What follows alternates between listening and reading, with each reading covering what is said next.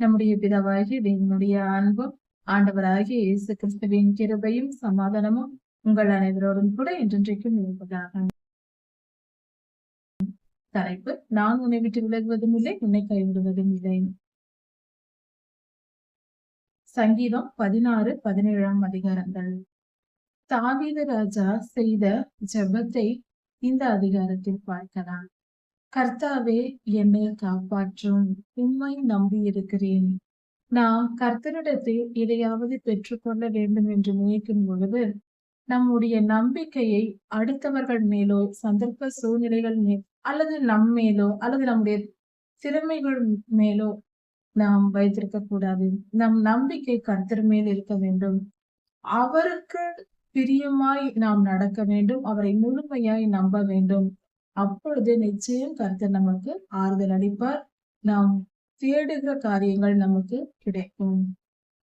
என் மனமே, நீ உன்னுடைய பொருள்களை, அதாவது உன்னுடைய சம்பாத்தியத்தை, உன் பொன் பொருள் பணம் போன்ற காரியங்கள் கர்த்தருக்கு தேவையில்லை. தன் மனதோடு தாவீது ராஜா பேசுகிறார். கர்த்தருக்கு தேவையில்லை. கர்த்தருடைய உண்மையான பக்தியுள்ள கர்த்தருடைய பிள்ளைகளுக்கு, பரிசுத்தவான்களுக்கே அது தேவையாய் இருக்கிறது என்று தாவீது ராஜா பாடுகிறார். பூமியில் இருக்கிற ஊழியர்களுக்கு தேவைப்படுகிறது என்று சொல்லுகிறார். அந்நியமான பொல்லாத ஆவிகளை பின்பற்றி நடந்தால், அவைகளின் ஆலோசனையின்படி பாவம் செய்து இச்சைக்கு இடம் கொடுத்து நாம் வாழ்ந்து வந்தால் நமக்கு வேதனைகள் பெருகும். அநேகம் வேதனைகள் வரும். வேதனைக்குரிய காரியங்கள் நடக்கும் என்பது பொருளாகிறது. அந்த பொல்லாத ஆவிகளுக்கு பொல்லாத மனிதர்கள் வான பலிகளை வார்ப்பார்கள், பலிகளை செலுத்துவார்கள். நான் அப்படி செய்ய மாட்டேன், அவர்கள் பலிகளை நான் புசிக்கவும் மாட்டேன் என்று தாவீதையா சொல்லுகிறார். அந்த பொல்லாத ஆவிகளின் நாமங்களை என் வாயினால் சொல்லவும் மாட்டேன் என்று சொல்லுகிறார். நம் வாயினால் அந்த பொல்லாத ஆவிகளை உச்சரிக்க கூடாது, அதன் பெயர்களை உச்சரிக்க கூடாது என்று சொல்லுகிறார். இதன் பொருள் என்னவென்றால், அந்த பொல்லாத ஆவிகளின் பெயர்களை பேசும்போது சொல்லுகிறோம் அல்லவா, அது போல சொல்லலாம், தவறில்லை. உச்சரித்தல் என்றால் தொழுது கொள்ளுதல், அதையே திரும்ப திரும்ப பலமுறை சொல்லுதல், அதை அந்த பொல்லாத ஆவிகளை மேன்மைப்படுத்தும்படியாக புகழ்ந்து பேசுவதை தான் உச்சரித்தல் என்று சொல்லப்படுகிறது. அதனால் அந்த பெயரை ஒரு முறை சொல்வதனால் தவறல்ல, அதை பல முறை புகழ்ந்து பாடக்கூடாது அந்நிய ஆவிகளை. அதை தான் இந்த இடத்தில் ஐயா சொல்லி இருக்கிறார் தாவீது ஐயா. கர்த்தரே என் சுதந்திரம், கர்த்தரே என்னுடைய சொத்து என்று சொல்லுகிறார். நான் எனக்கு ஆலோசனை தந்த கர்த்தரை துதிப்பேன். கர்த்தர் நமக்கு ஆலோசனை தருகிற தேவனாயிருக்கிறார். காலங்களிலும் என் உள் மனது எனக்கு உணர்த்தும். அதாவது கர்த்தருடைய பிள்ளைகளுக்கு அவர்களுடைய ஆழ் மனதில் கர்த்தர் பேசுவார், வழி நடத்துவார். அங்கிருந்து ஆழ் மனதோடு அவர்கள் கர்த்தரோடு ஐக்கியப்பட்டு இருப்பார்கள். அதைதான் தாவீதையா இங்கு சொல்லுகிறார். கர்த்தரை நமக்கு முன்பாக இப்பொழுதும் வைத்திருக்க வேண்டும். அவர் நம்முடைய வலது பக்கத்தில் வீற்றிருக்கிறார். நமக்கு பாதுகாப்பாய் எப்பொழுதும் இருக்கிறார். கர்த்தர் என் முன்பாகவும் என் வலது பக்கத்திலும் இருப்பதினால், அவர் என்னை பாதுகாப்பதினால் நான் நிம்மதியாக சந்தோஷமாக இருப்பேன். நான் சந்தோஷப்பட்டு களி கூறுவேன் என்று தாவீதையா சொல்லுகிறார். என் ஆத்துமாவை பாதாளத்தில் விடீர், பாதாளத்திற்கு அனுப்ப மாட்டீர். கர்த்தர் நம்முடைய ஆத்துமாக்களை, கர்த்தருடைய பிள்ளைகள் உண்மையாய் கர்த்தரிடத்தில் பக்தியாய் அவரை அண்டிக் கொண்டு அவரை மட்டும் சார்ந்திருக்கிற எந்த மனிதனானாலும் அவன் பாதாளத்திற்கு போவதில்லை. நிச்சயம் பரலோகத்தை அடைய முடியும், பரலோகத்திற்கு போக முடியும் என்றே வேதம் சொல்லுகிறது. நம்முடைய பரிசுத்தவான்களின் அழிவை காண ஒட்டீர் என்று சொல்லுகிறார். கர்த்தர் தம்முடைய பரிசுத்தவான்களை அழிக்க மாட்டார், அதை கண்ணால் பார்க்கவும் மாட்டார். இது கர்த்தருடைய மேன்மையான குணமாய் இருக்கிறது. அவர் தம்முடைய பிள்ளைகளை, தம்மிடத்தில் உண்மையாய் இருக்கிறவர்களை, தமக்கு கீழ்ப்படிந்து இருக்கிறவர்களை நோக்கி அவர் ஆசீர்வதிக்கிற தேவனாய் இருக்கிறார், பாதுகாக்கிற தேவனாய் இருக்கிறார். ஜீவனுள்ள மார்க்கத்தை எனக்கு தெரியப்படுத்துவீர். அதாவது உயிருள்ள வாழ்க்கை வாழ்கிற பரலோகத்தின் வழியில் செல்லுகிற அந்த மார்க்கத்தை, அந்த வழியை எனக்கு நீர் காட்டுவீர். கர்த்தருடைய சமூகத்தில் பரிபூரண ஆனந்தமும் சந்தோஷமும் சமாதானமும் எப்பொழுதும் இருக்கும். நம்முடைய ஜெபம் கேட்கப்பட வேண்டும் என்றால், கர்த்தர் நம்முடைய ஜெபத்தை கேட்டு அதற்கு பலன் தர வேண்டும் என்றால், நாம் கபடற்றவர்களாய் இருக்க வேண்டும். கர்த்தர் நமக்குள் கபடற்ற ஒரு மனதை எதிர்பார்க்கிறார். கபடம் என்றால் என்ன? பொய் கலந்திருக்கும். தங்கள் இருதயத்தில் உள்ளதை உள்ளதென்றும் இல்லதை இல்லதென்றும் சொல்லாமல், இவர்களிடம் இப்படி பேசினால் இந்த காரியத்தை சாதிக்கலாம், இந்த இடத்தில் இப்படி பேசினால் இப்படி சாதிக்கலாம் என்று சந்தர்ப்ப சூழ்நிலைகளை ஆராய்ந்து யோசித்து யோசித்து திட்டமிட்டு பேசுவார்கள். அப்படிப்பட்ட பேச்சே கபடமுள்ள பேச்சாய் இருக்கிறது. அதை கர்த்தர் அருவருக்கிறார். நாம் ஒரு பலனை பெறுவதற்காக வேண்டுமென்றே சிலரை புகழ்ந்து பேசுவார்கள். அவர்களை பிடிக்காவிட்டாலும் புகழ்ந்து பேசுவார்கள். இதுவே கபடம் உள்ளதா இருக்கிறது. மத்தேயு 6ஆம் அதிகாரத்தில் சொல்லப்பட்டிருக்கிறது, ஆவியில் எளிமையுள்ளவர்கள் பாக்கியவான்கள் என்று. அது கபடற்றவர்களை குறிக்கிறது. நம் மனதில் என்ன தோன்றுமோ அதை பேச வேண்டும். எது சரி எது தவறு என்பதை நாம் சரியாக புரிந்து கொண்டு நடக்க வேண்டும். நம் வாயில் கபடம் இருக்கக்கூடாது, பொய் சொல்லக்கூடாது, திட்டமிட்டு பேசக்கூடாது. மனதில் உள்ளதை தோன்றியதை அப்படியே பேசி உண்மையாய் நேர்மையாய், நன்மையோ தீமையோ எது வந்தாலும், பாடுகள் வந்தாலும், வேதனைகள் வந்தாலும், சந்தோஷம் வந்தாலும், எதற்கும் அஞ்சாமல் தைரியமாய் கபடற்ற மனம் உள்ளவர்களாய் கர்த்தரிடத்தில் விசுவாசம் வைத்து வாழ்கிற மக்களே உண்மையானவர்கள். அப்படிப்பட்டவர்களை கர்த்தர் விரும்புவார். அப்படிப்பட்டவர்களுடைய ஜெபத்தையே கர்த்தர் கேட்பார். கர்த்தர் நம்முடைய நியாயங்களை அவர் பார்க்க வேண்டும். தாவீதையா ஜெபிக்கிறார், என் நியாயங்களை பாரும் என்று. நாம் உண்மையில் நீதியின் பாதையில் நடந்து நியாயமாய் நடந்தால் நாம் என்ன சொல்லுவோம்? கர்த்தாவே, என் நியாயத்தை கேளும், என் நீதியை பாரும் என்று சொல்லுவோம். நாம் அக்கிரமக்காரர்களாய் இருந்தால் என் செயல்களை பாரும் என்று நாம் கர்த்தரிடத்தில் ஜெபிக்க மாட்டோம். ஆனால் தாவீதையா சொல்லுகிறார், என் நீதியை பாரும் என்று. அதிலிருந்து நாம் நீதிமானாய் வாழ வேண்டும். அந்த நீதிக்கேற்ற பலனை நாம் எதிர்பார்க்கலாம், கர்த்தரிடத்தில் கேட்கலாம். ரா காலத்தில் என்று சொல்லப்பட்டிருக்கிறது. இரவு நேரங்களில் நாம் தூங்கும் பொழுது நம்மளுடைய ஆவி, அந்த நம் இருதயத்தில் உள்ள நம் ஆவியை, நம் ஆத்துமாவை கர்த்தர் பார்க்கிறார். அவர் பார்த்து நம் ஆத்துமாவை நிதானிக்கிறார். நம் ஆத்துமாவில் என்ன இருக்கிறது, நாம் என்ன நினைக்கிறோம், என்ன செய்கிறோம், நம்மளுடைய மனநிலை என்ன என்பதை இரவில் நாம் தூங்கும் போது நம் ஆவியை ஆண்டவர் சோதித்தருகிறார். ஒருவேளை பல ஊழியர்களும் சொல்வதுண்டு, நம்முடைய ஆவி கர்த்தருடைய ராஜ்யத்திற்கு, ஆவியின் மண்டலத்திற்கு செல்லுகிறது நாம் தூங்கும் பொழுது. அப்பொழுது அங்கு கர்த்தர் நம்முடைய ஆவியை சோதித்து அறிகிறார். நம் ஆவிக்கு சில காரியங்களை செய்கிறார், சில விஷயங்களை சொல்லுகிறார். இப்படியெல்லாம் நடக்கிறது. நாம் தூங்கும் போது பல காரியங்கள் நமக்குள் நடக்கிறது. அது இந்த இடத்தில் அப்படி நடக்கிறது என்பதற்கு ஆதாரமாக இந்த வேத வசனம் கொடுக்கப்பட்டிருக்கிறது. நம்முடைய அவர் தூங்கும் போது, ஒவ்வொரு மனிதனும், கர்த்தருடைய பிள்ளைகள் தூங்கும் பொழுது, இரவில் கர்த்தர் நாம் தூங்கும் பொழுது நம்முடைய இருதயத்தை ஆராய்ந்து நம் ஆவியையும் நம் ஆத்மாவையும், முக்கியமாக நம்முடைய ஆத்மாவில் ஏற்பட்டிருக்கிற என்ன காரியங்கள், நம் மனநிலை எப்படி இருக்கிறது என்பதை ஆராய்ந்து அறிகிறார். என் வாய் மீறாதபடிக்கு என் நாவை நான் காத்து கொண்டேன் என்று சொல்லுகிறார் தாவீதையும். நம்முடைய பேச்சை நாம் அடக்கி பழக வேண்டும். எதை பேச வேண்டும், எதை பேசக்கூடாது என்பதை நிதானித்து பேச வேண்டும். முக்கியமாக நம்முடைய சொற்களில் எந்தவித பாவமும் இல்லாதபடிக்கும், அடுத்தவர் மனம் புண்படாதபடிக்கும், கர்த்தருடைய வார்த்தைகளை மீறாதபடிக்கும் நம் நாவை அடக்கி பழக வேண்டும். இது எல்லோருக்கும் உள்ளது. மனம் பதறி நம் வாய் தவறி எதையும் சொல்லக்கூடாது. நிதானமாக நாம் இதைதான் பேசுகிறோம், இதை சொல்ல வேண்டும், இதை சொல்லக்கூடாது என்பதை உணர்ந்து நீதியாய் நியாயமாய் நம் வாயின் வார்த்தைகள் வர வேண்டும். நாம் கர்த்தரை நம்பி இருக்கும் பொழுது இந்த அற்புதமும் நம் வாழ்க்கையில் நடக்கிறது.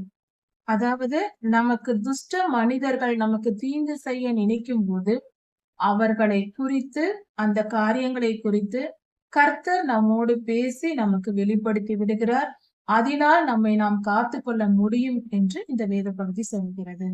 என்னுடைய வாழ்க்கை பாதையில் நான் செய்கிற செயல்கள் எல்லாம் வழுவி போகாதபடிக்கு, நீதியை விட்டு வழி விலகாதபடிக்கு, நீதியாய் நேர்மையாய் கர்த்தருடைய வழிகளில் நான் நடக்க வேண்டும் ஆண்டவரே. அப்படிப்பட்ட வாழ்வை எனக்கு தாரும். என் நடைகளை காத்துக்கொள்ளும், என் மனதின் நிலையை காத்துக்கொள்ளும் என்று தாவீது ஜெபிக்கிறார். கர்த்தரை நோக்கி நாம் கூப்பிடும் பொழுது கர்த்தர் நம் ஜெபத்தை கேட்கிறவராய் இருக்கிறார். நாம் கர்த்தருடைய வழிகளில் நடந்து அவருக்கு பிரியமாய் இருந்தால் அவர் நம்முடைய ஜெபத்தை கேட்டு நமக்கு பலன் தருகிற தேவனாய். கர்த்தரை நம்புகிற நமக்கு நம்முடைய எதிரிகளிடம் இருந்து கர்த்தர் நம்மை பாதுகாத்து அவருடைய கிருபையை விளங்க பண்ணுகிறார். அவர் எந்த அளவுக்கு நம்மை நேசிக்கிறார், நம்மில் கிருபை வைத்திருக்கிறார். நமக்கு எந்த தகுதியும் இல்லாதிருந்தும் அவர் நமக்கு இரக்கம் செய்து நம்மை அன்பு கூர்ந்து நம் சத்துருக்களிடமிருந்து நம்மை பாதுகாக்கிறார். அதை எப்படி செய்கிறார் என்பதை நாம் தெரிந்து கொள்ள முடியும். நம் வாழ்க்கையில் அதை அனுபவித்து பார்க்க முடியும். கர்த்தரை நாம் நம்பி இருந்தால் போதும். அவர் நம்மை கண்மணியை போல காத்தருகிறார். நாம் அறியாமல் நாம் உறங்கிக் கொண்டிருந்தால் கூட உறங்காமல் கர்த்தர் நம்மை காக்கிறவராய் இருக்கிறார். அவர் மிகவும் பெரியவர். துன்மார்க்கர்கள் நம்மை ஒடுக்கினாலும், நம்முடைய பகைஞர்கள் நம்மை கொல்ல வேண்டும் என்று நினைத்தாலும், அப்படிப்பட்டவர்களுடைய தீமையை நின்று அவர்களிடமிருந்து கர்த்தர் நம்மை பாதுகாக்கிறார். அவருடைய சட்டைகளினால் மூடி நம்மை பாதுகாக்கிறார். பறவைகள், பெரிய பறவைகள் தன் சிறு பிள்ளைகளை, முட்டைகளை அவைகள் இறகை விரித்து, தம்முடைய சிறகை விரித்து பாதுகாப்பது போல கர்த்தர் நம்மை பாதுகாக்கிறார். அவர் நம்மை பொல்லாதவனிடத்தில் விட்டுவிட மாட்டார். எல்லா துன்மார்க்கருக்கும், நம் உயிரையே கொல்ல தேடுகிற பொல்லாத எதிரிகளுக்கும் நம்மை காப்பாற்றுகிறார். அந்த அளவுக்கு கர்த்தர் நல்லவர். அவர் நம்மை பாதுகாக்கிற தேவனாய் இருக்கிறார். அவர்கள் மோசமானவர்கள், படு மோசமானவர்களாய் இருந்தாலும், அவர்கள் வீம்புக்காரர்களாய் இருந்தாலும் கர்த்தர் நம்மை பாதுகாக்கிற தேவனாய் இருக்கிறார். சிங்கத்தை போலவும், குட்டி சிங்கத்தை போலவும் நம் எதிரிகள் வந்து நம் வாழ்க்கை பாதைகள் நமக்கு குறுக்காக வந்து நம்மை துன்புறுத்துவார்கள். அவர்கள் நம்மை கீழே தள்ளிவிட வேண்டும், வீழ்த்தி விட வேண்டும் என்று நினைப்பார்கள். அவர்கள் என்ன நினைத்தாலும் கர்த்தர் நம் காவலாய் இருக்கிறார். அவர் நம்மை கைவிடவே மாட்டார். எங்கள் எதிரிகளை நீர் வீழ்த்தி எழும்பி அவர்களை வீழ்த்து மடங்கடித்து போடும் என்று ஜெபிக்கிறோம். இவ்வுலகத்தில் எதிர்த்து வருகிற மனிதருடைய கைகளுக்கும், பொல்லாதவனின் சதி மோசங்களுக்கும் நம்மை விலக்கி காக்கும்படி கர்த்தரை நோக்கி நாம் ஜெபிக்க வேண்டும். நமக்கு விரோதமாய் எழும்புகிற பொல்லாத மனிதர்களையும் அவர்களுக்கும் ஆகாரம் கொடுத்தும், அவர்கள் குடும்பங்களை ஆசீர்வதித்து, அவர்களுக்கு பிள்ளைகளை கொடுத்தும், சந்ததியை ஆசீர்வதித்தும் காப்பாற்றுகிறவர் கர்த்தரே. கர்த்தாவே, நீர்தான் எல்லாருக்கும் எல்லாவற்றையும் கொடுக்கிறீர். அப்படி இருக்க என் சத்துருக்களை நீர் வீழ்த்தி போடும், அவர்களை நீர் மடங்கடியும், நீர் எழும்பி எனக்காக யுத்தம் பண்ணும் என்று தாவீது ஜெபிக்கிறார். நாமும் இப்படியே ஜெபிப்போம். ஆனால் நானோ நீதியில் உம்முடைய தரிசனத்தை நான் பார்ப்பேன். நான் விழித்திருக்கும் பொழுது உம்முடைய சாயலால் திருப்தி அடைவேன். நான் விழித்திருந்து உம்மிடத்தில் ஜெபிக்கும் பொழுது உம்மை பார்த்து, தரிசனம் பார்த்து நான் திருப்தி அடைவேன், சந்தோஷமாய் இருப்பேன், உம்முடைய சாயலால் திருப்தியாவேன் என்று சொல்லுகிறார்.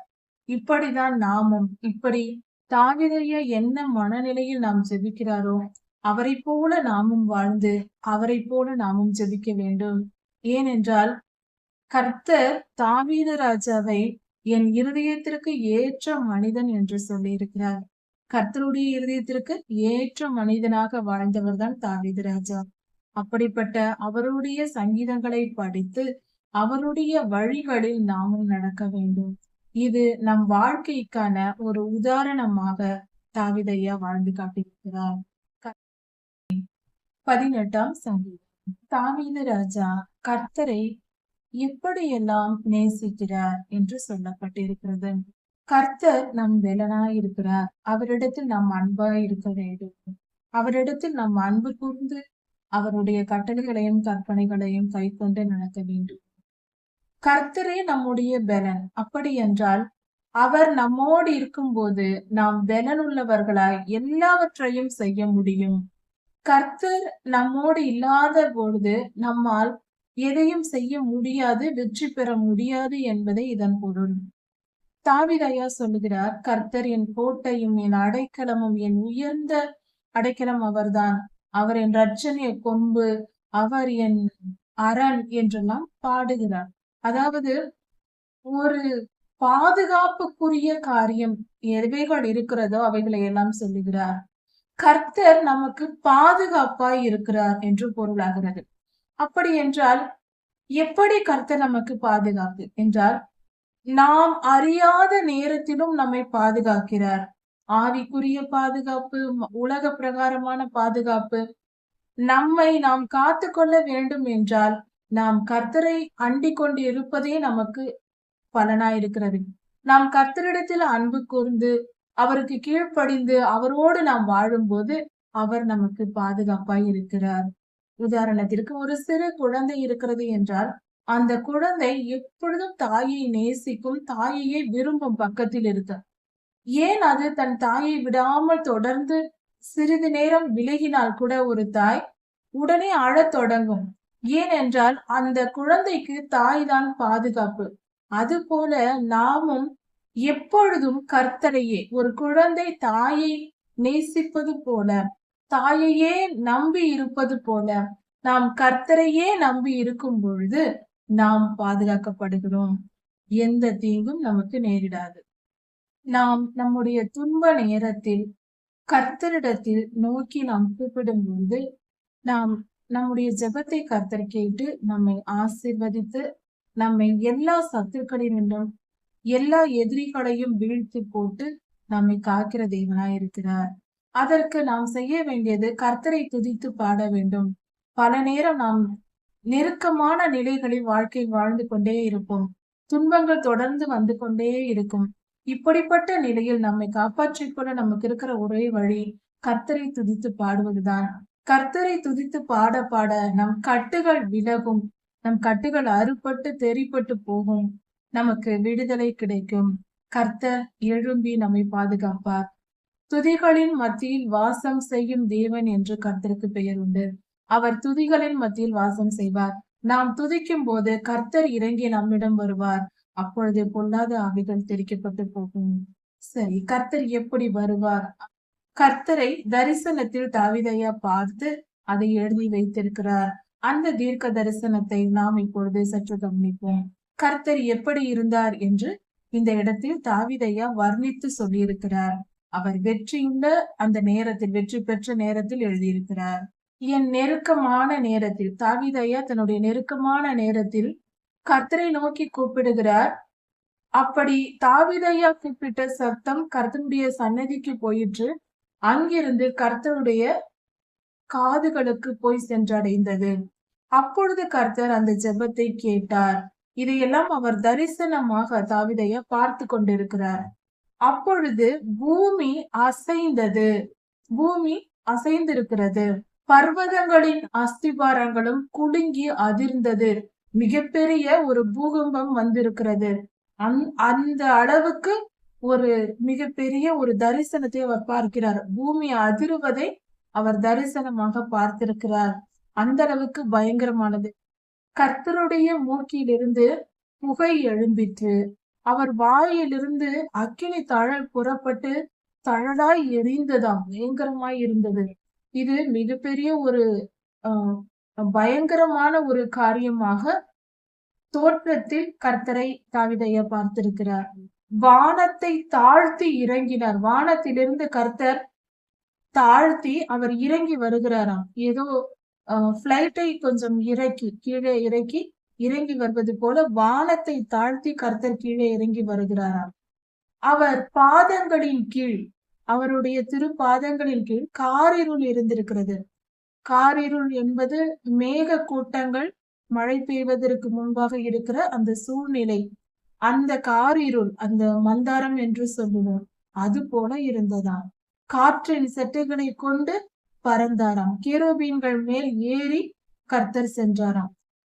கேருபீன்கள் தான் கர்த்தரை சுமந்து சென்றிருக்கிறது. இது எசேக்கியேல் புஸ்தகத்திலும் 1ஆம் அதிகாரம் 10ஆம் அதிகாரத்திலும் பல இடங்களில் சொல்லப்பட்டிருக்கிறது. கர்த்தரை கேருபீன்கள் சுமந்து செல்லுகிறது. இதை தரிசனமாக தாவீதையாவும் பார்த்திருக்கிறார். இருளை மறைவிடமாக்கி கொண்டாராம். கரும்புணல்கள் என்றால் மழை, கருமையான தண்ணீராம். அந்த கரும்புணல்களையும் கார்மேகத்தையும், மழை நீர் சுமந்திருக்கிற, மழை பெய்ய போகிற அந்த மேகம், அந்த நேரத்தில் இருக்கிற அந்த மேகம் கருப்பா இருக்கும்.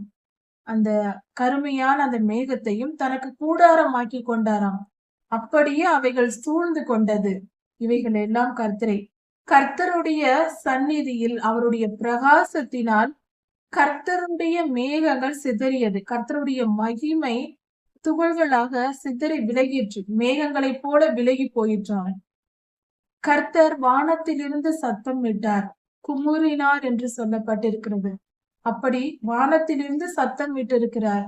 அவர் குரலை கண்டதும் அந்த ஒளியில் இருந்து, அந்த சத்தத்தில் இருந்து நெருப்பு தழலும் கல்லும் விழுந்ததாம். கல்மழையும் நெருப்பு தழலும் விழுந்ததாம். அப்படி என்றால் எரிமலை வெடித்தது என்று பொருள். கல்மழையும் நெருப்பு தழலும் எரிமலை வெடிக்கும் பொழுது வரும். கர்த்தர் வானத்திலிருந்து சத்தம் விடுகிறார் என்றால் கர்த்தர் வானத்திலிருந்து கட்டளை கொடுக்கிறார்.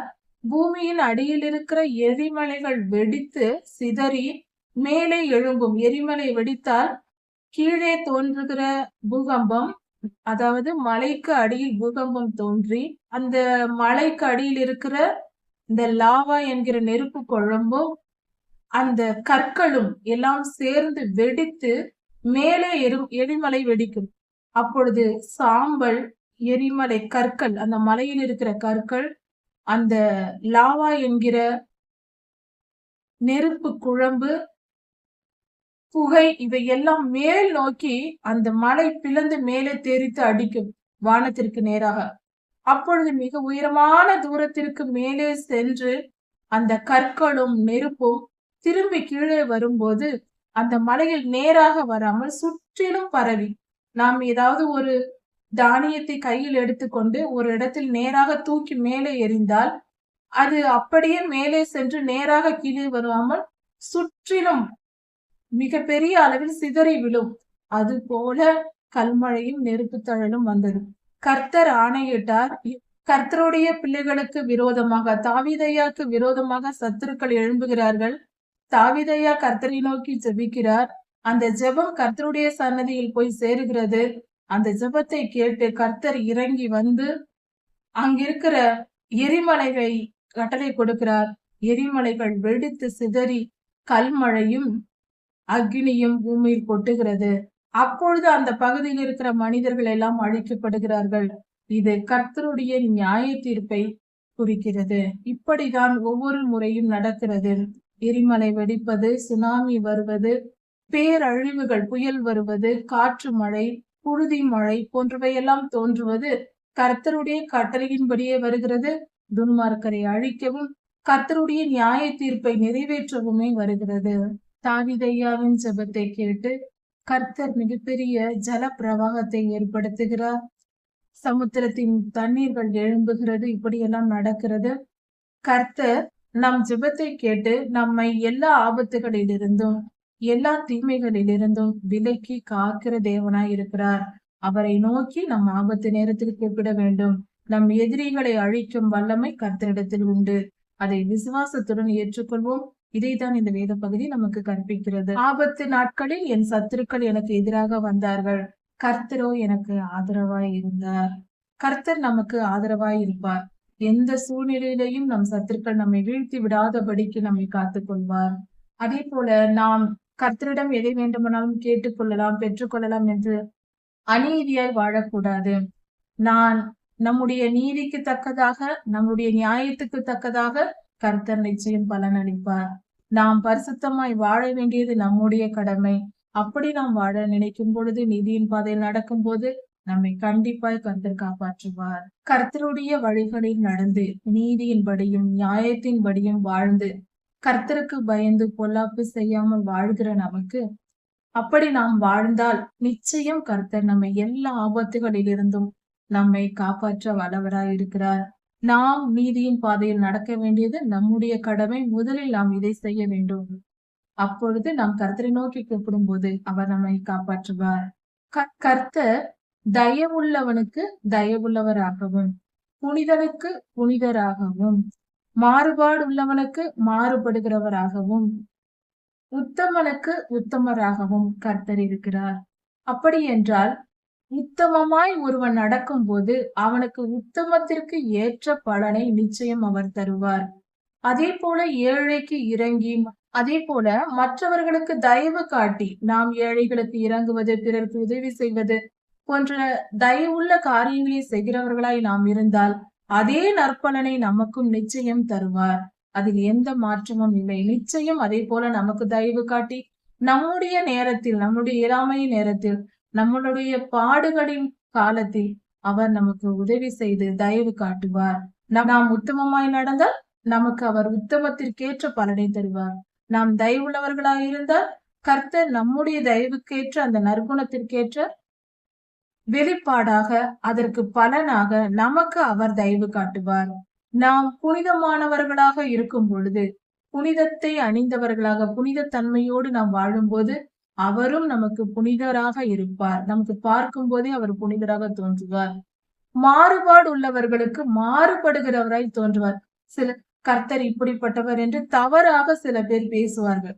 காரணம் என்னவென்றால் அவர்களுடைய பார்வையில் அவர்கள் செய்கிற செயல்கள் அவர்களுக்கு அப்படி வெளிப்படும். மாறுபாடு உள்ளவர்கள் இப்பொழுது ஒரு வார்த்தை பேசுவது, பின்பு ஒரு வார்த்தை பேசுவது. கர்த்தர் கொடுக்கிற ஆசீர்வாதத்தை பெற்றுக் கொள்கிற தகுதி நமக்கு இல்லை என்று பொருள். அதற்கு நாம் நம்மை தகுதிப்படுத்திக் கொள்ள வேண்டும். கர்த்தாவே, சிறுமைப்பட்ட ஜனத்தை நீர் ரட்சித்தீர். சிறுமைப்பட்டவர்கள், ஆதரவு அற்றவர்கள், யாராவது எனக்கு உதவி செய்வார்களா என்று எதிர்பார்த்திருக்கிறவர்கள், பொருளாதார உதவி மட்டுமல்ல, ஏழையாக இருப்பவர்கள் மட்டுமல்ல, பலவித துன்பங்களில் அகப்பட்டு விடுதலைக்காக கர்த்தரை நோக்கி காத்திருக்கிறவர்களாய் இருந்தாலும், பலவித பாடுகளில் இருக்கிறவர்கள், வியாதியாய் இருக்கலாம், பண பிரச்சனையாய் இருக்கலாம், சண்டைகள், சூழ்நிலைகள் மோசமானதாக இருக்கலாம். அப்படிப்பட்டவர்களுடைய விண்ணப்பத்தையும் கேட்டு கர்த்தர் அவர்களை விடுவிப்பார். அவரை நம்பினவர்களை அவர் கைவிட மாட்டார். ஆனால் மேட்டிமையான கண்களையோ தாழ்த்துவீர். பெருமைப்பட்டு மேன்மை பாராட்டி நான் பெரியவன், என்னால் எல்லாம் செய்ய முடியும், நானே அதிகாரி என்று சொல்லி திரிகிறவர்களை தாழ்த்துவார். கர்த்தர் தாழ்த்தி அவனுக்கு சரியான தண்டனையை தருவார். இது கர்த்தருடைய சுபாவமாயிருக்கிறது. கர்த்தர் மிகவும் பெரியவர், நல்லவர். அவருடைய நற்குணத்தை புரிந்து கொள்ள வேண்டும் என்றால் இவ்வுலக வாழ்க்கை வாழ்கின்ற நாமும் நற்குணம் உடையவர்களாய் இருக்க வேண்டும். ஆவியின் கனிகளில் ஒன்று நற்குணம். அந்த நல்ல குணம் நம்மிடத்தில் இருக்க வேண்டும். நாம் பரிசுத்தமாய் இருந்தால்தான் கர்த்தருடைய பரிசுத்தத்தை உணர முடியும். நாம் நல்லவர்களாக இருந்தால்தான், நல்ல வழியை நடந்தால்தான் கர்த்தர் எவ்வளவு நல்லவர் என்பதை புரிந்து கொள்ள முடியும். கர்த்தரை தூஷித்து ஒன்றும் இல்லாமல் கெட்டழிந்து போய்விடக் கூடாது. கர்த்தரை எந்த நேரத்திலும் நாம் கனப்படுத்த வேண்டும், மகிமைப்படுத்த வேண்டும்.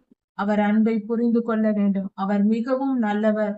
அவரை பற்றி அவதூறாய் பேச மனதை துணிய கூடாது. கர்த்தருக்கு கீழ்ப்படிந்து தாழ்த்தி இருக்க வேண்டும். அவர் மிகவும் பெரியவர், அவர் மிகவும் நல்லவர், மன்னிக்கிற தேவனாயிருக்கிறார். நிச்சயம் நம்மை கைவிட மாட்டார். சங்கீதம் 18:28 கர்த்தர் நம் விளக்கை ஏற்றுகிறார். அவர் நம் வாழ்வை ஒளிமயமாக்குகிறார். நம்முடைய வாழ்க்கையில் அவர் வெளிச்சமாய் வந்து வாசம் செய்கிறார். அப்படி என்றால் நம் வாழ்க்கையில் இருள் சூழ்ந்திருக்கும் பொழுது குழப்பங்கள், பிரச்சனைகள், வேதனைகள், பாடுகள் எல்லாம் இருக்கும். கர்த்தர் நம் வாழ்க்கையில் வந்தால் எல்லாவற்றையும் சரி செய்து நம்மை முழுமையாக பரிசுத்தப்படுத்துவார். அவர் நம்மை பாதுகாத்துக் கொள்வார். கர்த்தராலே நாம் ஒரு சேனைக்குள் பாய்ந்து போக முடியும். கர்த்தராலே ஒரு மதிலையும் நான் தாண்டுவேன் என்று சொல்லப்பட்டிருக்கிறது. அதாவது கர்த்தர் நம்மோடு இருந்தால் ஒரு சேனையே வந்தாலும் கூட நம்மால் எதிர்த்து நிற்க முடியும். ஒரு மதிலே நம் வாழ்க்கையின் குறுக்கே வந்தாலும், நம்முடைய பிரச்சனைகள் மிக பெரியதா இருந்தாலும், அதாவது சேனை என்றால் ஒரு 50 பேர் 100 பேராக கூட இருக்கலாம். அத்தனை பேர் சேர்ந்து நமக்கு துன்பத்தை கொடுத்தாலும் கூட அதை கண்டு அஞ்சாமல் எதிர்த்து நாம் ஒரு மனிதனாக தனித்து நிற்கலாம். நம்முடைய பிரச்சனைகள் மிகப்பெரிய அளவாய் இருந்தாலும் சரி, அதை குறித்து கவலைப்பட தேவையில்லை. கர்த்தர் நம்மோடு இருந்தால் தனியாக நாம் நின்றேன். கர்த்தர் துணையோடு இருக்கும் பொழுது நாம் தனிமையாய் இருப்பதல்ல. அவரே நம்மோடு இருக்கிறார். மகா பெரியவர் நம்மோடு இருக்கிறார். நாம் தைரியமாய் நம் பிரச்சனைகளை எதிர்த்து நாம் வெற்றி பெற முடியும். ஒரு மதிலை தாண்டுவது போல நாம் வெற்றி பெறலாம். தேவனுடைய வழி உத்தமமானது. உத்தமத்தில் கர்த்தர் நம்மை நடக்க சொல்லுகிறார். அவருடைய வழி பரிசுத்தமானது, நீதியானது. அதன்படி நாம் நடக்க வேண்டும். உத்தமமாய் நடக்க வேண்டும். கர்த்தருடைய வசனம் புடமிடப்பட்டது, அது பரிசுத்தமாக்கப்பட்டது. கர்த்தருடைய வசனத்தை நாம் கைக்கொள்ள வேண்டும். அது பரிசுத்தமானது. அதை நாம் பற்றி கொள்ள வேண்டும். கர்த்தரை நம்பி அவர் வசனத்தை விசுவாசித்து அதை ஏற்றுக்கொண்டு அவர் வழிகளில் நாம் நடக்கும்போது அவர் நமக்கு கேடகமாய் இருக்கிறார். கேடகம் என்பது நம்மேல் அம்பு எய்தால் அது நம்மேல் படாதபடி நம்மை காத்து கொள்கிற ஒரு ஆயுதமாய் இருக்கிறது. அதுபோல கர்த்தருடைய வசனம் நம்மை கேடகமாய் பாதுகாக்கும். கர்த்தருடைய வார்த்தையின்படி நாம் நடக்கும்போது நம் சத்துருக்கள் தோற்று போவார்கள். அவர்களுடைய அம்புகள், அவர்களுடைய தீய கிரியைகள் நம்மை தாக்காது. நம்மை நாம் காத்துக்கொள்ள முடியும். எத்தனை பேர் என்ன செய்தாலும் நாம் நிம்மதியாக நம்மால் இருக்க முடியும். அவர்கள் செய்கிற வஞ்சகத்தில் நாம் விழுந்து விடாமல் வெற்றி பெறுவோம். கர்த்தரே நம் தேவன். கர்த்தரை அல்லாமல் தேவன் யார்? அவரே நம் கண்மலை, அவர் நம் கோட்டை, அவரே நம்மை பாதுகாக்கிற தேவனாய் இருக்கிறார். நம்மை பலப்படுத்தி நம்முடைய மன உறுதியை உண்டாக்கி, நமக்கு மன உறுதியை உண்டாக்கி நம்மை பலப்படுத்தி நம் வழிகளை சரிப்படுத்துகிற தேவனாய் இருக்கிறார். நம் வாழ்க்கை பாதையை நம்மை சரிப்படுத்தி அழைத்து செல்லுகிற நல்ல தேவனாய் அவர் இருக்கிறார். கர்த்தர் நம் கால்களை மான் கால்களை போல் ஆக்கி, மானின் கால்கள் மிகவும் பலமுள்ளது, அது மிக வேகமாக ஓடக்கூடியது. அதுபோல கர்த்தர் நம்முடைய கால்களை மான் கால்களை போல உறுதியாக்கி பலப்படுத்தி நமக்கென்று ஒரு உயர்ந்த ஸ்தலத்தை ஏற்படுத்தி அந்த உயர்ந்த ஸ்தலத்தில் நம்மை நிற்க பண்ணுவாராம். அந்த அளவுக்கு நம்மை பாதுகாத்து நம் கால்களை உறுதிப்படுத்தி உயர்ந்த இடத்தில் வைத்து நம்மை பார்க்க விரும்புகிற நல்ல தேவனாய் அவர் இருக்கிறார். நம்மை தாழ்த்தி அவர் பார்க்க மாட்டார். நம்மை நாம் தாழ்த்தி இருக்கும் பொழுது அவர் நம்மை உயர்த்தி வைத்து அழகு பார்க்க விரும்புகிறார். நமக்கு பெருமை இல்லாமல் இருக்க வேண்டும். நாம் உயர்ந்த இடத்தில் இருக்கும்போது பெருமைப்பட்டு சாத்தானை போல் அழிந்து விடக் கூடாது என்பதற்காகவே உன்னை நீ தாழ்த்து, நான் உன்னை உயர்த்துவேன் என்று கர்த்தர் சொல்லுகிறார். இதை நாம் புரிந்து கொண்டு நடக்க வேண்டும். கர்த்தர் ஒருவரே பெரியவர். அவரை தவிர வேறு யாரும் உலகத்தில் பெரியவர்கள் அல்ல. நாம் நம்மை தாழ்த்தி கொண்டு இருக்கும் பொழுது கர்த்தர் நிச்சயம் நம்மை உயர்த்துவார். வெண்கல வில்லும் என் விரல்களால் வளையும்படி என்னை யுத்தத்திற்கு பழக்குவிக்கிறார் என்று சொல்லப்பட்டிருக்கிறது. வெண்கலம் என்பது ஒரு உறுதியான மிக வலிமையுள்ள ஒரு உலோகமாய் இருக்கிறது. அது மிகவும் பலம் உள்ளது. அதை வளைப்பது, வெண்கல வில்லை வளைப்பது என்றால் மிகவும் கடினம். வெண்கலத்தால் செய்யப்பட்ட வில், அதை வளைப்பது நம் கைகளுக்கு மிகவும் கடினம். அதையும் வளைக்கும்படிக்கு நம்மை உறுதிப்படுத்தி, வெண்கலத்தை விட நம்மை அதிக உறுதியாய் வைத்து நம்மை பாதுகாக்கிற தேவனாய் இருக்கிறார். நம்மை யுத்தத்திற்கு பழக்குவிக்கிறாராம். இந்த வசனத்தை குறித்து சொல்லப்பட்டிருப்பது ஆவிக்குரிய யுத்தத்தை குறித்து. கர்த்தர் தம்முடைய பூமியில் வாழ்ந்த அந்த காலத்தில் தம்முடைய விரல்களினால் அவர் பிசாசுகளை துரத்தினார் என்று சொல்லப்பட்டிருக்கிறது. விரல்களை நீட்டி கர்த்தர் பிசாசுகளை துரத்தினார், நோயாளிகளை குணப்படுத்தினார் என்று. நம்முடைய விரல்கள் கர்த்தர் பயன்படுத்துகிற ஆயுதமாய் இருக்கிறது. ஆவிக்குரிய யுத்தத்திற்கு கைகளை நீட்டி நாம் செய்ய வேண்டும், யுத்தம் செய்ய வேண்டும். அதாவது நாம் கர்த்தரை நோக்கி ஜெபிக்கும் போது நம் விரல்கள் மேல் நோக்கி நம் கை உயர்த்தி விரல்கள் மேல் நோக்கி இருக்கும்படியாக கர்த்தரை நோக்கி ஜெபிக்க வேண்டும். ஆவிக்குரிய யுத்தம் செய்யும் பொழுது, பொல்லாத ஆவிகளை கடிந்து கொள்ளும் பொழுது, நம்முடைய விரல்கள் பூமியை, நம் உள்ளங்கை பூமியை பார்த்தபடி நம் விரல்களை நீட்டி, நம் கைகளை நீட்டி நாம் ஜெபிக்க வேண்டும். அப்படி செய்ய வேண்டும். இதுவே ஆவிக்குரிய யுத்தமாய் இருக்கிறது. நம்முடைய விரல்களை கர்த்தர் யுத்தத்திற்கு பயன்படுத்துகிறார். கர்த்தர் அவருடைய ரட்சிப்பின் கேடகத்தை நமக்கு தந்திருக்கிறார். ரட்சிப்பின் கேடகம் என்பது பாதுகாக்கிற ஒரு விஷயம். கர்த்தருடைய நாமம் நமக்கு ரட்சிப்பின் கேடயமா இருக்கிறது. நம் விரல்களை யுத்தத்திற்கு பயன்படுத்துகிறார். அவருடைய கர்த்தருடைய நாமம், இயேசு என்ற நாமத்தினால் பிசாசுகள் ஓடும். பிசாசுகளை துரத்த அவருடைய நாமத்தை நமக்கு கொடுத்திருக்கிறார். இதுவும் இந்த இடத்தில் நமக்கு சொல்லப்படுகிறது. அடுத்தது அவருடைய வசனத்தை நமக்கு கொடுத்திருக்கிறார். கர்த்தர் தமது வலது கரத்தால் நம்மை தாங்கி நம்மை காருண்யத்தினால் மூடிக்கொள்ளுகிறார். அவர் நம்மை மறைத்து எல்லா பொல்லாப்பும் நீங்கும்படியாக நம்மளை பாதுகாத்து வளர்க்கிற, நம்மை என்றென்றும் காக்கிற தேவனாய் இருக்கிறார். நம்முடைய எல்லா இக்கட்டுகளிலும், எல்லா நெருக்கத்தின் மத்தியிலும் கர்த்தரை நோக்கி நாம் ஜெபிக்க வேண்டும். அதுவே நமக்கு சிறந்ததா இருக்கிறது. நம்முடைய சத்துருக்களை நாம் விடக்கூடாது. அவர்களை தொடர்ந்து பிடிக்க வேண்டும். நம்முடைய சத்துருக்கள் யார் என்றால், முதலில் எந்த மனிதனும் நமக்கு சத்துரு அல்ல என்பதை புரிந்து கொள்ள வேண்டும். நம்முடைய சத்துருக்கள் என்று சொல்லும் பொழுது, அது நம்மிடத்தில் இருக்கிற துர்குணங்களும் இச்சைகள் போன்ற காரியங்களும். அதை விடக்கூடாது. நமக்குள் இருக்கிற தீய குணங்களை கண்டறிந்து அதை மிகவும் போராட வேண்டும். போராடி அவைகளை தூக்கி எறிய வேண்டும்.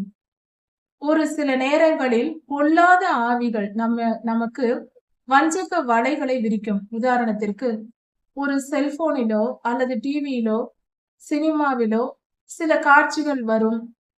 சில விஷயங்கள் நம்மை தூண்டும். உதாரணத்திற்கு ஒரு சமையலையே சொல்லலாம். இப்பொழுது சமையல் குறிப்பு போன்ற காரியங்களை எல்லாம் வெளியிடுகிறார்கள். இதை பார்த்தால் சமைத்து சாப்பிடலாமா, அதை பார்த்து சமைத்து சாப்பிடலாமா என்று. ஏவாள் அம்மா விழுந்த பாவமே அந்த இச்சைதான். பழத்தை சாப்பிட வேண்டும் என்று நினைத்ததுதான். அந்த இச்சைக்கு நம்மை நாம் காப்பாற்றிக் கொள்ள வேண்டும். இது மிகப்பெரிய போராட்டம். அந்த காலத்தில் தாவீது ராஜா எதிரிகளை போய் யுத்த களத்தில் சந்தித்தார். இப்பொழுது இவ்வுலகத்தில் வாழ்கிற ஒவ்வொரு மனிதனுக்கும் அவனுடைய மனமே யுத்த களம். அந்த யுத்த களத்தில் தன்னுடைய மாம்ச சிந்தையும் ஆவிக்குரிய சிந்தையும் ஒன்றுக்கொன்று போராடுகிறது. கலாத்தியர் 5ஆம் அதிகாரத்தில் சொல்லப்பட்டிருக்கிறது. ஆவி மாம்சத்திற்கு விரோதமாகவும் மாம்சம் ஆவிக்கு விரோதமாகவும் செயல்படுகிறது என்று. அப்படி இருக்க, நாம் நமக்குள் ஏற்படுகிற அந்த போராட்டத்தை தாவீதையா எப்படி எதிரிகளை விடாமல் போய் விரட்டி ஜெயித்தாரோ அதே போல நாம் ஜெயிக்க வேண்டும்.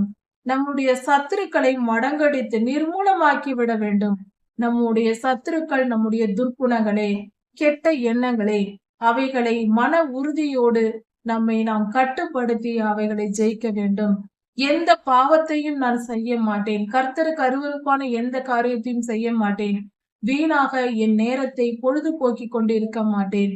வீண் பொழுதுபோக்கு காரியங்களை ஈடுபடுத்த மாட்டேன். நான் கர்த்தரை நம்பி ஜெபித்து வேதம் வாசித்து கர்த்தருக்கு பரிசுத்தமாய் மாறுவேன். என் இருதயத்தை வேத வசனங்களால் கழுவுவேன் என்று வேதத்தை எடுத்து தினந்தோறும் வாசித்து நாம் சுத்திகரித்துக் கொள்ள வேண்டும். இதுதான் மகா பெரிய யுத்தம். இந்த உலகத்திலேயே பெரிய யுத்தம் நம் மனதோடு நாம் போராடுகிற யுத்தம் தான். அதை நாம் செய்து வெற்றி பெற வேண்டும். அதுவே நமக்கு நம்முடைய வாழ்க்கைக்கு நல்லது. அதுதான் நம்மை நித்திய ஜீவனில் கொண்டு போய் சேர்க்கும். இந்த யுத்தத்தை மறந்து பணம் சம்பாதிப்பதற்கும் மற்ற மனிதர்களுடைய செயல்களுக்கும் நாம் பயந்து கொண்டு அவர்களை நோக்கி நான் யுத்தம் செய்கிறேன், அந்த பிரச்சனைகள் இந்த பிரச்சனைகள் என்று சொல்லிக் கொண்டிருக்க கூடாது. நம்முடைய நோக்கம் நாம் பரிசுத்தமாவதே. இவ்வுலகத்தில் எப்படி வாழ்வது என்பது நோக்கம் அல்ல. பரிசுத்தமாய் வாழ கற்றுக்கொண்டு நாம் நித்திய ஜீவனை சுதந்திரித்துக் கொள்ள வேண்டும். இவ்வுலக வாழ்க்கை என்பது பரிசுத்தத்தை கற்றுக்கொள்ள நமக்கு கொடுக்கப்பட்டிருக்கிற ஒரு வாய்ப்பாக இருக்கிறது. இங்கு பரிசுத்தம் அடைய நாம் வந்திருக்கிறோம். நம் வாழ்நாள் முடிவதற்குள் கர்த்தர் எதிர்பார்க்கும் அளவுக்கு நாம் பரிசுத்தம் அடைய வேண்டும். நம் துர்க்குணங்களை தூக்கி எறிவதற்கு தான் ஒவ்வொரு நாளும் நமக்கு கொடுக்கப்படுகிறது. நம் வாழ்நாள் முடிவதற்குள் முழுமையாய் மனம் திரும்பாவிட்டால் கர்த்தருடைய ராஜ்யத்திற்குள் பிரவேசிக்க முடியாது. மரணம் அடைந்த பின்பு நம் ஆத்துமா மனம் திரும்ப முடியாது. அதை மீண்டும் சேர்த்து கொள்ளவும் மாட்டார் கர்த்தர். இது தேவ நீதியாய் இருக்கிறது. அதை புரிந்து கொண்டு நம் இருதயத்தோடு நாம் யுத்தம் செய்து, நம் துர்க்குணத்தோடு நாம் யுத்தம் செய்து நாம் பரிசுத்தம் அடைய வேண்டும். நம் தீய எண்ணங்களை நம்மை விட்டு அகற்றி போட வேண்டும். வேத வசனங்களை பல முறை, ஒரு வருடத்தில் ஒரு முறையாவது முழுமையாய் வேதகத்தை படிக்க வேண்டும். ஒரு வசனம் 2 வசனம் என்றல்ல, ஆதியாகமம் முதல் பக்கத்தில் இருந்து இறுதி பக்கம் வரைக்கும், வெளிப்படுத்தல் 22ஆம் அதிகாரம் வரைக்கும் தொடர்ச்சியாக படிக்க வேண்டும். வருடத்தில் ஒரு முறையாவது படித்து நம்மை நாம் சுத்திகரித்துக் கொள்ள வேண்டும். ஒரு நாளைக்கு 4-5 அதிகாரங்கள் படித்தால் கூட ஒரு வருடத்தில் படித்து விடலாம். ஒவ்வொரு முறையும் படித்து படித்து தியானிக்கும் பொழுது ஒவ்வொரு முறையும் நம் இருதயம் கழுவப்படுகிறது. ஒரு முறை வேதம் வாசித்து முடிந்தால் ஒரு பொருள் புரியும் நமக்கு. அடுத்த முறை வேதம் வாசிக்கும் போது இன்னொரு பொருள் புரியும். படிப்பது ஒரே வேதாகமம் தான், ஆனால் பொருள் அர்த்தம் அது வேறு வேறு மாறிக்கொண்டே இருக்கும். 3ஆம் முறை படிக்கும் போது அது மீண்டும் வேறொரு பொருளை நமக்கு வெளிப்படுத்தும்.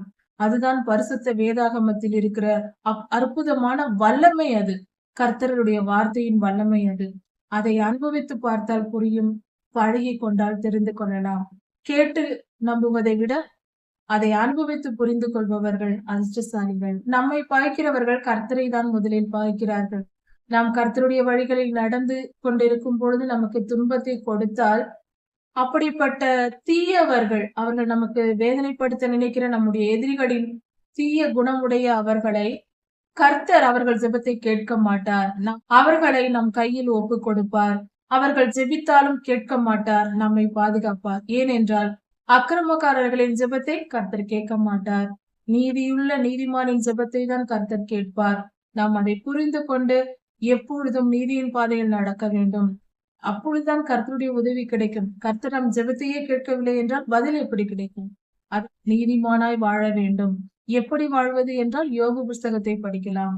நம்மிடத்தில் என்னென்ன துர்க்குணங்கள் இருக்கிறதோ அவைகள் எல்லாம் எடுத்து போட்டு அதே அதிகாரத்தில் சொல்லப்பட்டிருக்கிற ஆவியின் கனிகளை நம் இருதயத்தில் தரித்துக் கொள்ள வேண்டும். அந்த ஆவியின் கனிகளோடு வாழ முயற்சிக்க வேண்டும். ஜெபித்து கர்த்தரிடம் அந்த வல்லமையை பெற்றுக்கொள்ள வேண்டும். அப்பொழுது நாம் பரிசுத்தம் அடையலாம். நமக்கு விரோதமாய் எழும்புகிறவர்கள் மேலே நம்மை உயர்த்துவார். நமக்காக பழிக்கு பழி வாங்குகிற தேவனாய் இருக்கிறார். நமக்காக அவர் பழிக்கு பழி வாங்கி அவர்களை நம்மிடத்தில் தாழ்த்தி நம்மை உயர்த்துகிற அருமையான நல்ல வல்லமையுள்ள தேவனாய் அவர் இருக்கிறார். அப்படிப்பட்ட கர்த்தரை நாம் மண்டிக் கொள்கிறோம். நாமே பெரிய பாக்கியசாலிகள். இப்படி நீர் செய்வதினால் கர்த்தாவே உம்மை துதித்து நான் சங்கீதம் பாடுவேன் என்று சொல்லப்பட்டிருக்கிறது. நமக்கும் நம் சந்ததிகளுக்கும் அவர் ஆசீர்வாதத்தை கொடுத்து நம்மை கூட இருந்து வழி நடத்தி நம்மேல் கிருபை செய்கிற சர்வ வல்லமையுள்ள தேவனாய் இருக்கிறார். அவருடைய நாமம் துதிக்கப்படுவதாக. எல்லா துதியும் கனமும் வல்லமையும் மகிமையும் ஸ்தோத்திரமும் பலமும் கர்த்தருக்கே உண்டாவதாக. சங்கீதம் 19ஆம் அதிகாரம். வானங்கள் கர்த்தருடைய மகிமையை வெளிப்படுத்துகிறது. அப்படி என்றால் வானங்கள் என்று சொல்லும் போது புதிய ஏற்பாட்டில் பவுலையா சொல்லியிருக்கிறார், நான் 3ஆம் வானம் வரைக்கும் எடுத்துக்கொள்ளப்பட்டேன் என்று.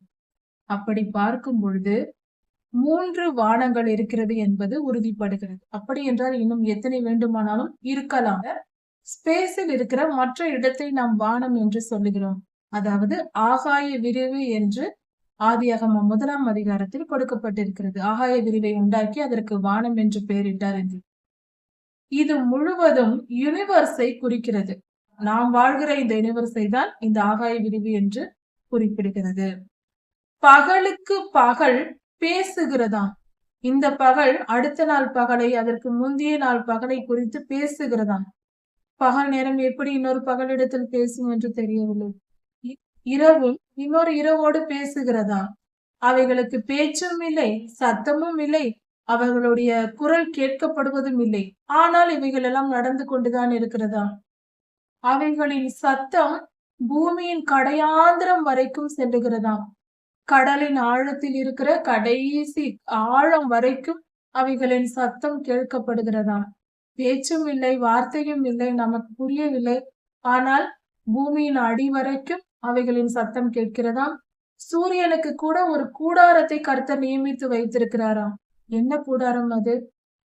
சற்று விஞ்ஞான அறிவோடு எப்படி இருக்கும் என்று ஒரு சிறிய கற்பனை செய்து பார்த்தால் ஒரு காரியம் புலப்படுகிறது. சூரியனுக்கு கூடாரத்தை நியமித்தார் என்று கர்த்தர் சொல்லியிருக்க வேதம் சொல்லுகிறது என்றால், ஈர்ப்பு விசை ஒவ்வொரு கிரகங்களையும் ஈர்த்து கொண்டிருக்கிறது என்று நமக்கு தெரியும். அதாவது இப்பொழுது நாம் செல்போன் பயன்படுத்துகிறோம், டிவி பயன்படுத்துகிறோம், சேட்டலைட் சேனல்களை நாம் பார்க்கிறோம், சேட்டலைட்டோடு தொடர்புடையவர்களாய் இருக்கிறோம். ஆனால் அந்த சேட்டலைட்டுக்கும் நம்முடைய செல்போனுக்கும் சிக்னல் வருகிறது.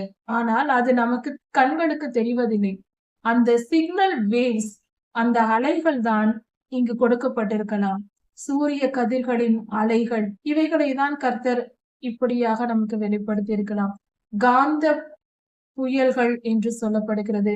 காந்த தன்மை, ஈர்ப்பு விசை போன்ற காரியங்கள். இல்லை என்றால் சூரியன் எப்படி சுற்றும், பூமி எப்படி சுற்றும்? சூரியனும் சுற்றி கொண்டுதான் இருக்கிறது. பூமி எப்படி சுற்றும், நிலா எப்படி சுற்றும், ஒன்றை ஒன்று ஈர்த்து கொண்டு செயல்படுகிறது. இன்னொரு காரியம், ஆவிக்குரிய மண்டலத்தில் இவைகள் மேல் ஒவ்வொரு தேவதூதர்கள் நின்று இயக்குகிறார்கள். இதுவும் உண்மை. வெளிப்படுத்தலில் இதற்கான ஆதாரம் இருக்கிறது.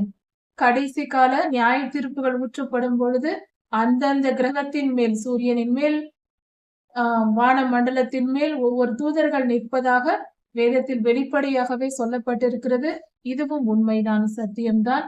ஒவ்வொரு தூதர்களும், காற்றுக்கென்று ஒரு தூதன், சூரியனுக்கென்று ஒரு தூதன், நிலாவுக்கென்று தூதன், இப்படி தூதர்கள் இருந்து அவைகளை செயல்படுத்துகிறார்கள்.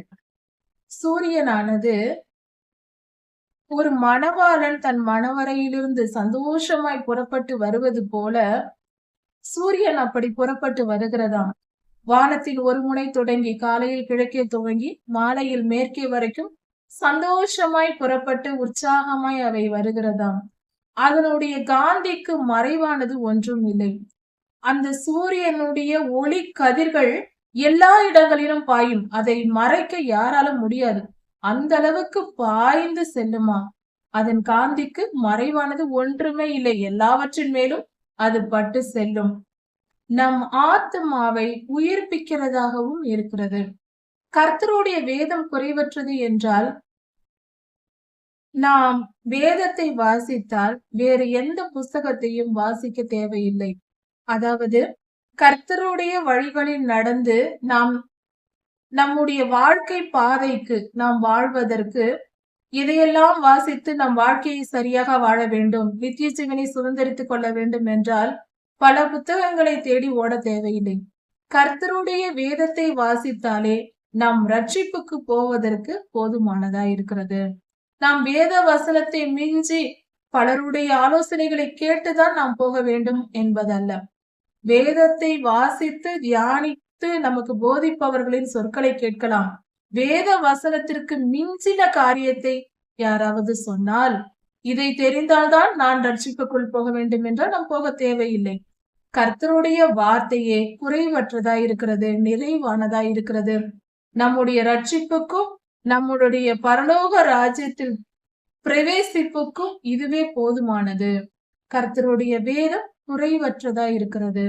அது நம் ஆத்மாவை உயிர்ப்பிக்கிறதா இருக்கிறது. வாழ்க்கையை வாழ பிடிக்காத அளவிற்கு உடைக்கப்பட்டிருப்பார்கள். நொறுங்குண்டதும் நறுங்குண்டதுமான இருதயம் உடையவர்களாய் இருப்பார்கள். அப்படிப்பட்டவர்களை யாரால் எழுப்ப முடியும்? எதை சொன்னாலும் அவர்களுடைய இருதயம் மாறாது. அப்படிப்பட்ட நிலையில் இருப்பவர்களுக்கு தான் அந்த வேதனை புரியும். சில ஆத்மாவில் ஏற்படுகிற பாதிப்பு, இவைகளெல்லாம் பொல்லாத ஆவிகளின் செயல்களே. நம் வாழ்க்கையில் ஒரு துன்பம், இன்பம் துன்பம் சகஜமானது. அதை நாம் புரிந்து கொள்ளாமல் ஏதாவது ஒரு இழப்பு ஏற்பட்டு விட்டால் அதை உடைந்து நொறுங்கி போய் உட்கார்ந்திருப்பார்கள். அப்படிப்பட்டவர்கள் வேதத்தை எடுத்து வாசித்தால் போதுமானது. அந்த நொறுக்கப்பட்ட ஆத்துமா, உடைக்கப்பட்ட ஆத்துமா, செத்து போன ஆத்துமா உயிர்த்து எழும்பும். அப்படிப்பட்டவர்களுக்கு வேத வசனம் குறைவற்றதாய் இருக்கிறது. வேதத்தை தியானித்தால் போதும். அப்படிப்பட்டவர்கள் எழும்பி நின்று உற்சாகமாய் புது வாழ்வு வாழ்வார்கள். புது வாழ்வு அவர்களுக்கு கிடைக்கும். மனம் புதிதாக்கப்படும். அப்படிப்பட்ட வல்லமை பரிசுத்த வேதாகமத்தில் உண்டு. கர்த்தருக்கே மகிமை உண்டாவதாக. கர்த்தருடைய சாட்சி உண்மையாய் இருக்கிறது. சத்தியமாய் இருக்கிறது. பேதையையும் ஞானியாக்கும். எவ்வளவுதான் ஒரு மனிதன் முட்டாளா இருந்தாலும் வேதத்தை எடுத்து வாசித்தால், வேதம் வாசிக்க தொடங்கி விட்டால் அவன் ஞானியாக ஆரம்பித்து விடுவான். மற்றும் எல்லாவற்றையும் போதிக்கும் வேத வசனம் சத்தியமானது, அதன் சாட்சி உண்மையானது. கர்த்தருடைய வார்த்தைகள் நம்மை ஞானியாய் மாற்றும். உண்மையாய் ஞானம் பெற வேண்டும், வாழ்க்கையில் தெளிந்த அறிவு இருக்க வேண்டும். எல்லா துறையிலும் ஒரு துறையில் தான் ஒரு புத்தகம் போதிக்கும். ஆனால் வாழ்க்கை முழுவதையும், மனித வாழ்க்கையை போதிப்பது, கர்த்தரை நமக்கு அறிமுகப்படுத்துவது வேத புஸ்தகமே.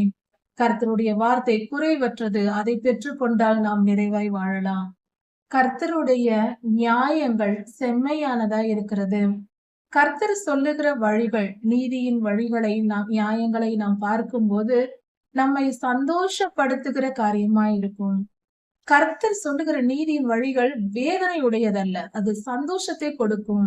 நீதியின் பாதை, நியாயமான பாதை சந்தோஷத்தை கொடுக்கும். பாவம் தான் துன்பத்தை கொண்டு வரும், மன குழப்பத்தை கொண்டு வரும், நிம்மதியின்மையை தரும். பாவம் செய்யும் போது எந்த மனிதனும் சமாதானமா இருக்க முடியாது. திருட போகிறவன் ஒரு கடையில் போய் திருடுகிறான் என்றால், அந்த நேரம், அவன் திருடுகிற அந்த நேரம் அவனுடைய மனம் துடியாய் துடித்துக் கொண்டிருக்கும். அதை விட கொடுமையான தண்டனை அவனுக்கு என்ன வேண்டும்? அந்த அளவுக்கு துடித்துக் கொண்டுதான் இருப்பான். யாராவது பார்த்து விடுவார்களா, எப்படியாவது தெரிந்து விடுமோ என்று பயந்து கொண்டுதானே அவன் திருடுவான். அது வேதனை உள்ளது. இதே போலதான் பாவம் செய்யும் பொழுது அது வேதனையை தரும். திருட்டுத்தனமாக யாருக்கும் தெரிந்து விடுமோ, எப்படியாவது ஏதாவது நடந்து விடுமோ என்று பயந்து கொண்டுதான் பாவம் செய்வார்கள். ஆனால் நியாயமான பாதையில் நடப்பவர்கள் மன உற்சாகமாக, சந்தோஷமாக, நிம்மதியாக வேலை செய்ய முடியும். இதுவே கர்த்தருடைய வழியா இருக்கிறது. நாம் சமாதானமாய் வாழ்வதற்கே கர்த்தருடைய வழி நம்மை நடத்துகிறது. கர்த்தருடைய கற்பனைகள் தூய்மையானது, பரிசுத்தமானது. அது நம் கண்களை தெளிவிக்கிறதா இருக்கிறது. கர்த்தருடைய கற்பனைகள் என்றால் அவருடைய வார்த்தைகள், கர்த்தர் நம்மை வழி நடத்துகிற விதங்கள், அவர் நாம் எப்படி வாழ வேண்டும் என்ற சட்ட திட்டங்களை கொடுத்திருக்கிறார். 2 கற்பனைகள் பிரதானமானது. கர்த்தரிடத்தில் முழு அன்பை செலுத்துவது, நம்மை நேசிப்பதை போல பிறரை நேசிப்பது. இப்படி செய்யும் பொழுது நம் கண்கள் தெளிவடையும். கர்த்தருடைய வார்த்தையின்படி, வசனத்தின்படி வாழ்வதென்பது சந்தோஷமான விஷயம். அது மிகவும் நமக்கு நிம்மதி தரக்கூடிய காரியம். மிக சுலபமானது. பாவ வழியும் துன்மார்க்கமும் அக்கிரமம் செய்வதுதான் கடினம். அதை புரிந்து கொள்ள வேண்டும். அது அப்படி புரிந்து கொண்டு நடந்தால் மிக சுலபமானதாக வாழ்க்கை மாறிவிடும். நீதிமான்கள் எப்பொழுதும் சமாதானமாக, மிக தெளிவாக வாழ்வார்கள். அவர்களுக்குள் குழப்பம் இருக்காது. அது எவ்வளவு நிம்மதி. இந்த காலத்தில் அதிகமாய் டென்ஷன், டிப்ரெஷன் என்று சொல்லுகிறார்கள். ஏன் வருகிறது? செய்வதெல்லாம் பொய். ஒரு வியாபாரம் என்றாலும் பொய் சொல்லி, அதை ஏமாற்றி, வஞ்சக பேச்சு, கேட்டால் கம்யூனிகேஷன் ஸ்கில் என்று சொல்வது. இது என்ன திறமை காட்டுகிறீர்கள் பேச்சில்? உள்ளதை உள்ளதென்றும் இல்லதை இல்லதென்றும் சொல்லி வாழ்ந்தால் நிம்மதி இருக்கும். எப்பொழுதும் எதையாவது கற்பனை செய்து கொண்டு இப்படி பேசி விற்க வேண்டும், இப்படி பேசி வாங்க வேண்டும் என்று வித்தை காட்டிக்கொண்டு எல்லாவற்றிலும் திறமையாக செயல்பட்டால் நிம்மதி இருக்காது. சமாதானமாக, சந்தோஷமாக, நீதியின் வழியில் நீதியாய் வாழதான் நம்முடைய திறமையை காட்ட வேண்டும். பொய் பேச்சுக்கு எதற்கு திறமை? அதனால் என்ன நடக்க போகிறது? நியாயத்தீர்ப்பையே நாம் பெற வேண்டி வரும். புரிந்து கொண்டு நடப்போம். 40 வயது வரை அக்கிரமமாய் வாழ்ந்துவிட்டு அதன் பின்பு நோயோடு பிற்காலத்தை கழித்து பாடுள்ள வாழ்க்கை, மரணமே வந்தாலும் பரவாயில்லை என்று சொல்லும் அளவுக்கு வாழ்வதை விட உண்மையும் உத்தமமாய் வாழும் நாள் வரைக்கும் நிம்மதியா வாழ ஆசைப்படுவோம். அதிக பண ஆசையும், பொருளாசையும், வீண் பெருமையும் வேண்டாம். எளிமையாக வாழ்ந்தாலும் பரவாயில்லை, சமாதானமா இருக்க வேண்டும். அதற்கு கர்த்தருடைய வழியே நமக்கு சரியானது. கர்த்தருடைய வழி நமக்கு சந்தோஷத்தையும் நிம்மதியையும் கொடுக்கும். கர்த்தருக்கு பயப்படுகிற பயம் நமக்கு நிலைத்திருக்கும். நாம் கர்த்தருக்கு பயந்து நடக்க வேண்டும். அக்கிரமமாய், அநீதியாய் வாழக்கூடாது. கர்த்தர் நமக்கு நியாய தீர்ப்பை கொடுப்பார். அவருக்கு பிடிக்காது என்பதை உணர்ந்து நாம் கர்த்தருக்கு பயந்து நடக்க வேண்டும். எந்த பாவ செயலும் ஈடுபடக்கூடாது. பாவத்தை மனதாலும் நினைக்க கூடாது. நினைவுகளாலும் பாவத்தை செய்யக்கூடாது. அதை புரிந்து கொண்டு நம் இருதயத்திலும் நல்ல நினைவுகளோடு, நம்முடைய செயல்களிலும் நல்ல செயல்களோடு நாம் இருக்க வேண்டும். அதுவே நமக்கு ஆரோக்கியத்தையும் பலனையும் சமாதானத்தையும் தரும். கர்த்தருடைய வழி நீதியின் பாதையாய் இருக்கிறது. அந்த நீதியின் பாதை உண்மை உள்ளதாய் இருக்கிறது. கர்த்தர் நீதியாய் நம்மை வழி நடத்துகிறார். உண்மையாய் நம்மை வழி நடத்துகிறார். கர்த்தருக்கு பிடித்தமான காரியங்கள் இவை. கர்த்தருடைய நீதி நியாயங்களும் உண்மையும் பொன்னிலும் பசும் பொன்னிலும் சிறந்தது. தேனிலும் தேன் கூட்டிலிருந்து வழியும் தெளி தேனிலும் அது சிறந்தது. கர்த்தருடைய நீதியின் வழியில் நடப்பது மிக மிக உயர்வானது. அப்படிப்பட்ட உம்முடைய வழிகளால் நான் எச்சரிக்கப்படுகிறேன். கர்த்தர் நம்மை எச்சரிக்கிறார். அவருடைய வார்த்தையினால் நம்மை எச்சரித்து நம்மை காப்பாற்றுகிறார். அவருடைய வசனத்தின்படி நாம் நடப்பதினால் மிகுந்த பலன் நமக்கு உண்டு, நிச்சயம் உண்டு. நமக்கு சில நேரம் நாம் செய்கிற குற்றங்களை நாம் உணராமல் இருப்போம். சில நேரம் நாம் செய்கிற குற்றங்கள் நமக்கு தெரியாமலேயே இருக்கும். இதையெல்லாம் கர்த்தரிடம் கேட்டு தெரிந்து கொள்ள வேண்டும். கர்த்தாவே, நான் ஏதாவது குற்றம் செய்திருக்கிறேனா? என்னிடத்தில் ஏதாவது பாவம் இருக்கிறதா? நான் எந்த காரியத்தில் நான் மனம் திரும்ப வேண்டும் என்று கேட்க வேண்டும். எல்லோரிடத்திலும் இது இருக்கும். கர்த்தரிடம் கேட்கும் போது கர்த்தர் நமக்கு வெளிப்படுத்துவார். அதை புரிந்து கொண்டு நாம் மனம் திரும்பி கர்த்தரிடத்தில் மன்னிப்பை பெற்றுக் கொள்ள வேண்டும். பின்பு அந்த பாவத்தை செய்யக்கூடாது. எந்தெந்த காரியம் நம்மிடத்தில் கர்த்தருக்கு பிடிக்காத விஷயங்கள் இருக்கிறதோ அதையெல்லாம் தெரிந்து கொண்டு அதை சரிப்படுத்தி கொண்டு வாழ வேண்டும். அதுவே பரிசுத்தமான வாழ்க்கை. துணிகரமான பாவங்களுக்கு நம்மை நீங்களாக்கி விடும்படி கர்த்தரை நோக்கி ஜெபிக்க வேண்டும். துணிகரமான பாவம் என்றால் நமக்கு நன்றாக தெரியும், தெரிந்தே பாவம் செய்வது. அப்படிப்பட்ட பாவம் என்னிடத்தில் இருக்கக்கூடாது சாமி, அதை கேட்டுக்கொள்ள வேண்டும். நம் பரம தகப்பன் பரிசுத்தர், நாமும் பரிசுத்தமாய் இருக்க வேண்டும் அல்லவா? மறைவான பாவங்கள் என்னை ஆண்டு கொள்ளாதபடி காத்து கொள்ளும் என்று நாம் கேட்க வேண்டும். அப்படி நாம் செபிக்கும் பொழுது நாம் எல்லா துர்க்குண தீமைக்கும் நீங்களாகி நாம் பாதுகாக்கப்படுவோம். என் கண்மலையும் என் மீட்பெருமான கர்த்தாவே, என் வாயின் வார்த்தைகளும் என்னுடைய இருதயத்தின் தியானமும் உம்முடைய சமூகத்தில் பிரீதியாய் இருப்பதாக. என்னுடைய செயல்களும் என்னுடைய நினைவுகளும் உமக்கு பிரியமானதாய் இருக்கட்டும். நீரே என் கண்மலை, நீரே என் அடைக்கலம், நீரே என் பாதுகாப்பு என்று தாவீதையா ஜெபிக்கிறார். இதை போலவே நாமும் ஜெபித்து தாவீதையாவை போல கர்த்தருடைய இருதயத்திற்கு ஏற்ற மனிதராக நாமும் மாற முயற்சி செய்வோம். கர்த்தர் நமக்கு கிருபை செய்வார், நம்மை ஆசீர்வதிப்பார், நித்திய ஜீவனில் சேர்த்துக் கொள்வார். தாவீதையாவோடு கூட நம்மையும் சேர்த்து அமர வைப்பார். கர்த்தர் உங்களை ஆசீர்வதிப்பாராக. இதன் தொடர்ச்சியை அடுத்த செய்தியில் பார்க்கலாம். மாரநாதா.